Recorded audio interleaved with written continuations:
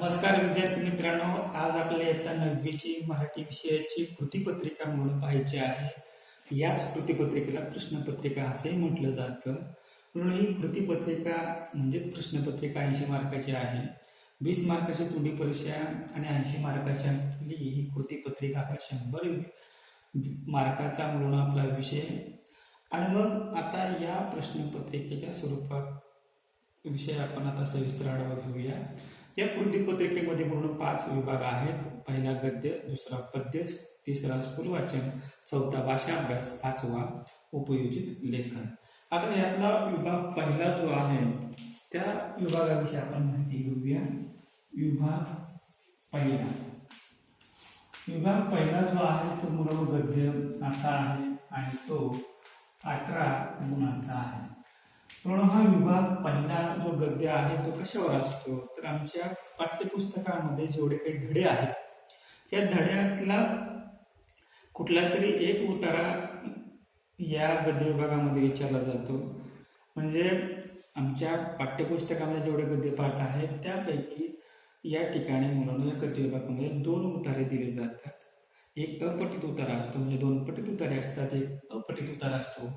असं साधारणतः याचं स्वरूप म्हणून आम्हाला पाहायला मिळतं. म्हणून प्रश्न पहिला अ जो आहे तो कसा असतो बघा मुलांनो. तर एक पठित उतारा जो आहे तो या ठिकाणी दिला जातो आणि तो असतो 7 गुणासाठी.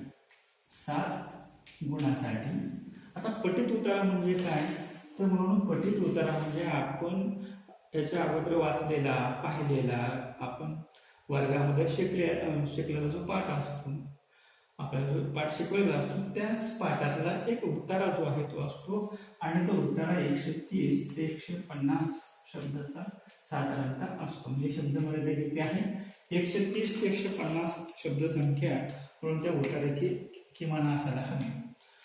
पण ह्या उतार्यावरती म्हणून प्रश्न दिले जातात, म्हणजे कृती दिले जातात. त्या कृती कशा असतात बघा. म्हणजे प्रश्न पहिल्या अ मध्ये कोणते बीट आहेत किंवा कुठले उपप्रश्न आहेत त्यामध्ये बघा आकलन कृती असते, आकलन कृती आणि स्वमत कृती असं साधारणतः म्हणून या प्रश्न पहिल्या अचं स्वरूप असतं.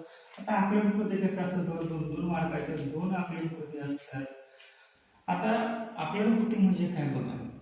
तर त्या उत्तराच्या खाली प्रश्न दिला जातो आणि त्या प्रश्नाचं उत्तर तुम्हाला त्या उत्तरामध्ये शोधायचं असतं. म्हणजे खाली प्रश्न असतो, त्याचं उत्तर जे आहे त्या उत्तरामध्ये शोधायचं असतं. मग त्या उत्तरासाठी असणारे वर्तुळ असेल, चौकट असेल, त्या चौकटीमध्ये किंवा दिलेल्या आकृतीमध्ये त्याचं अचूकपणे उत्तर नोंदवायचं असतं. त्यालाच आकलन कृती असं आपण म्हणतो. आणि हा आकलन कृतीचा प्रश्न म्हणून 4 गुणाचा असतो. 2 मार्काच्या 2 आकलन कृती या ठिकाणी पाहायला मिळतात. आता स्वमत कृती जी आहे ती 3 गुणाची असते. इंग्लिशमध्ये त्याला पर्सनल रिस्पॉन्स म्हणतो की एखाद्या गोष्टीविषयी तुमचं काय मत आहे ते या स्वमत कृतीद्वारे आजमावलं जातं किंवा आजमावून पाहण्याचं कुठंतरी कौशल्य तुमच्यामध्ये विकसित झाले का हे पाहण्याचं काम या स्वमत कृतीतून आम्हाला दिसून येतं. तर असा साधारणतः प्रश्न पहिला अ जो आहे तो 7 गुणाचा आहे. या ठिकाणी एक पठित उतारा दिला जातो. पठित म्हणजे आपण पाहिलेला, वाचलेला असा उतारा. अगदी तसाच म्हणून प्रश्न पहिला आ आहे आणि हा पहिला आ जो आहे तो अगदी असारखाच आहे बघा. इथंही एक पठित उतारा दिला जाईल. एक पठित उतारा आपल्याच पाठ्यपुस्तकातल्या कोणत्या तरी एका धड्यातला 130 ते 150 शब्दाचा उतारा दिला जातो. तोही 7 गुणांचा असतो. इथेही तुम्हाला 2 मार्काच्या 2 आकलन कृत्या दिल्या जातात. इथेही तुम्हाला स्वमत कृती 3 गुणासाठी दिली जाते. म्हणजे प्रश्न पहिला अ आणि आ हा 7 मार्काचा अगदी सारखाच प्रश्न या ठिकाणी तुम्हाला गद्य विभागामध्ये पाहायला मिळतो. आता आपण प्रश्न पहिल्या ई कडे वळूया. पहिला ई जो आहे तो कसा असतो बघा. तर पहिला ई जो आहे ई तो म्हणून अपठित उताराचा असतो. अपठित उतारा आणि हा अपठित उतारा असणारा जो प्रश्न आहे तो 4 गुणांसाठी असतो. आता इथेही बघा, इथेही तुम्हाला आकलन कृत्या ज्या आहेत ते 2 दिल्या जातात. तर 2-2 मार्काच्या 2 आकलनकृती या ठिकाणी दिल्या जातात. म्हणजे इथे तुम्हाला काय पाहायला मिळतं तर तुमच्या पाठ्यपुस्तकातला इथे उतारा नसतो, तो बाहेरचा मुलं उतारा असतो, कोणत्या तरी एका साहित्यातला तिथं उतारा दिला जातो. आणि तो उतारा किती शब्दातला असतो तर 80 ते 100 80 ते 100 शब्दातला हा उतारा असतो. शब्दसंख्या बघा 80 ते 100 शब्द या पठ्य उतार्यामध्ये असतात. तो उतारा वाचायचा असतो आणि त्या उतार्यावर तुम्हाला 2 मार्काचे आकलनकृती जे ते सोडवायचे असतात.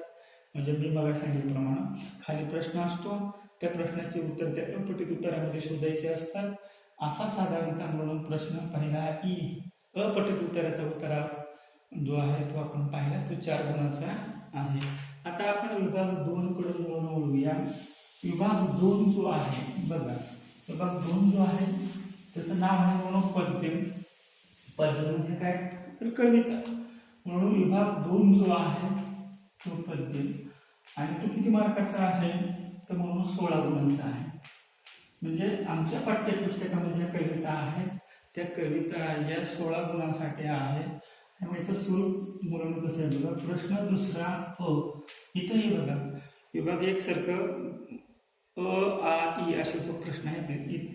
प्रश्न दुसऱ्यामध्ये तुम्हाला आ ई असं तुम्हाला साधारणतः स्वरूप दिसेल, म्हणजे उपप्रश्न आपण भेट असं म्हणूया.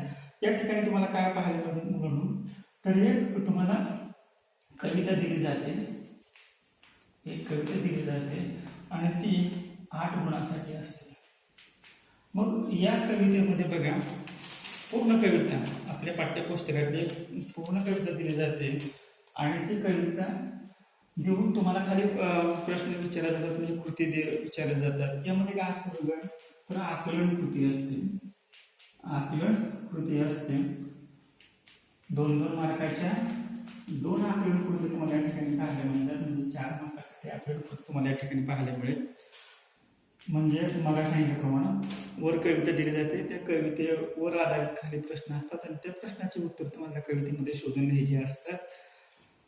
आता याच कवितेच्या खाली म्हणून अर्थसौंदर्य कृती आहे, अर्थसौंदर्य कृती. म्हणून ही अर्थसौंदर्य कृती जी आहे ती 2 मार्कासाठी असते. आता अर्थसौंदर्य कृती म्हणजे काय तर याच कवितेतल्या 2 ओळी तुम्हाला कुठल्या तरी दिल्या जातील, त्या 2 ओळीचा तुम्हाला सरळ अर्थ जो आहे तो लिहायचा असतो. असं साधारणतः या अर्थसौंदर्य कृतीचं म्हणून स्वरूप असतं. आता याच प्रश्न दुसऱ्या मधला बीट कुठला बघा, काव्य सौंदर्य कृती. काव्य सौंदर्य कृती म्हणून ही काव्य सौंदर्य कृती सुद्धा 2 मार्कासाठी आहे. आता या काव्य सौंदर्य कृतीमध्ये काय केलं जातं तुम्हाला 2 किंवा 4 ओळी या ठिकाणी दिल्या जात नाही, तर या ठिकाणी काय दिलं जातं तर एखादी ओळ दिली जाते, त्या ओळीचा तुम्हाला अर्थ विचारला जातो किंवा त्याचं भाव सौंदर्य विचारलं जातं किंवा एखादा प्रश्न विचारला जातो. तुम्हाला या ओळीतून काय अर्थ सूचित झाला अशा पद्धतीचा प्रश्न या काव्य सौंदर्य कृतीमध्ये विचारला जातो किंवा अशी कृती असते ती 2 मार्कासाठी असते. म्हणजे प्रश्न दुसऱ्या क मध्ये एक कविता दिली जाते, 8 गुणासाठी असते. आकलन कृती 2 गुणाची असतात. 4 गुण झाले आकलन कृतीचे. अर्थसौंदर्य कृती 2 गुणाची, काव्य सौंदर्य कृती 2 गुणाची या ठिकाणी तुम्हाला पाहायला मिळते. आता आपण प्रश्न दुसऱ्या आ कडे वळतोय. प्रश्न दुसरा आ हा सुद्धा कवितेवर मग सांगितल्याप्रमाणे प्रतिविभाग हा कवितेवरला मूळ विभाग खऱ्या अर्थानं आहे. आणि प्रश्न आ मध्ये काय केलं जातं बघा मुलांनो, तर तुम्हाला 2 कवितेची नावं दिली जातात. कवितेची नावं असतात त्या ठिकाणी आणि मग 2 कवितेची नावं दिली जातात. त्यापैकी कोणत्या तरी एका कवितेच्या नावाची आम्हाला सविस्तर जी आहे ती माहिती द्यायची असते. मग काय लिहायचं असतं बघा तर कवीचे नाव, कवीचे नाव किंवा मग कवितेचा विषय, कवितेचा विषय. नंबर 3 बघा कविता आवडली किंवा आवडली नाही, कविता आवडली किंवा आवडली नाही, आवडली नाही.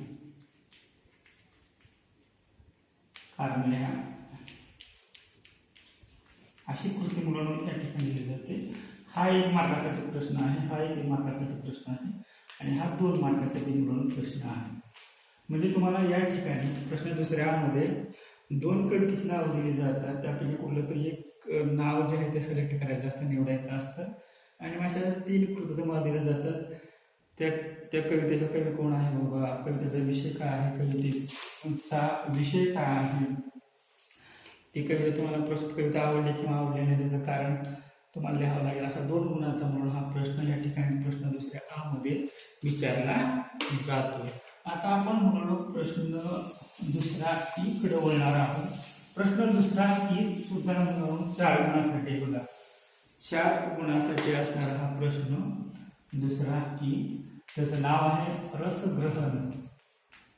रसग्रहण हा प्रश्न 4 मार्कासाठी म्हणजे 4 गुणासाठी आहे.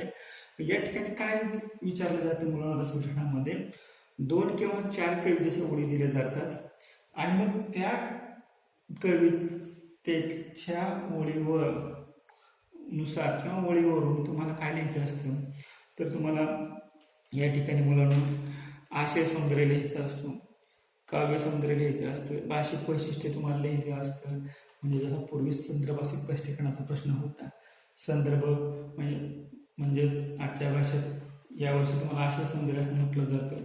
म्हणजे ती कविता कोणत्या पुस्तकातून घेतली, त्या कवितेचं नाव काय आहे, कवीचं नाव काय आहे, हे जर तुम्ही आशय सौंदर्य कृतीमध्ये लिहिलं, आशय सौंदर्य कृतीमध्ये लिहिलं तर तुम्हाला इथे मार्क रसग्रहणासाठी पडतील. त्याचबरोबर तुम्हाला काव्य सौंदर्य सुद्धा या 2 किंवा 4 ओळीचं लिहावं लागतं. म्हणजे त्या ओळीचं छानपैकी स्पष्टीकरण तुम्हाला करावं लागतं. भाषिक वैशिष्ट्य, त्या कवीचं नेमकं काय भाषिक वैशिष्ट्य, बाबा कवी कोणत्या शैलीमध्ये लिहितो हे जर तुम्हाला ओळखता आलं, लिहिता आलं तर इथे तुम्हाला चांगले मार्क पडतात. म्हणजे रसग्रहण हे 2 किंवा 4 ओळीवरती करायचं असतं, या मुद्द्याला धरून करायचं असतं. असं जर केलं तर तुम्हाला 4 पैकी 4 गुण या ठिकाणी पडतात. आता आपण मुलांना बोलणार आहोत तो विभाग 3रा याकडं. हा विभाग 2रा. आता आपण येणारा विभाग जो आहे तो 3ऱ्याकडे बोलणार आहोत आणि त्याचं नाव आहे स्थूल वाचन. पण हा स्थूल वाचन हा प्रकार जो आहे तो कसा आहे बघा, हा 6 गुणासाठी. या स्थूल वाचनामध्ये उतारा दिला जात नाही, लक्षात घ्या. इथं तुम्हाला 3 प्रश्न विचारले जातात, 3 प्रश्न असतात किंवा तर आपण कृती असं म्हणूया आणि त्यापैकी तुम्हाला 2 कृती म्हणजे 2 प्रश्न जे आहेत ते सोडवणे अपेक्षित असते. म्हणजे प्रत्येकी प्रश्न जो आहे तो 3-3 गुणाचा आहे. या ठिकाणी आपल्याला पाहायला मिळतो. जर तुम्ही 2 प्रश्न सोडवले तर तुम्हाला 6 मार्क या ठिकाणी पडतील. इथं तुम्हाला लक्षात घ्या, फक्त प्रश्न दिला जातो, उतारा दिला जात नाही आणि मग तुम्हाला त्या प्रश्नाचं उत्तर जे आहे ते आठवून लिहावं लागतं. स्थूल वाचन म्हणजे मोघमुखीपणे केलेलं, वरवरचं केलेलं वाचन, त्याला आपण स्थूल वाचन म्हणतो. असे स्थूल वाचन मुलांना यावर्षी 4 आहे, पैकी 1 उघडण्यात आलेला आहे. 3 स्थूल वाचनावरचा हा विभाग 3रा या ठिकाणी मुलांना पाहायला मिळतो. आता आपण बोलणार आहोत विभाग 4थ्याकडे. विभाग 4था पण विभाग 4था जो आहे त्याचं नाव आहे भाषा अभ्यास. त्यालाच आपण मुलांना व्याकरण असंही म्हणतो.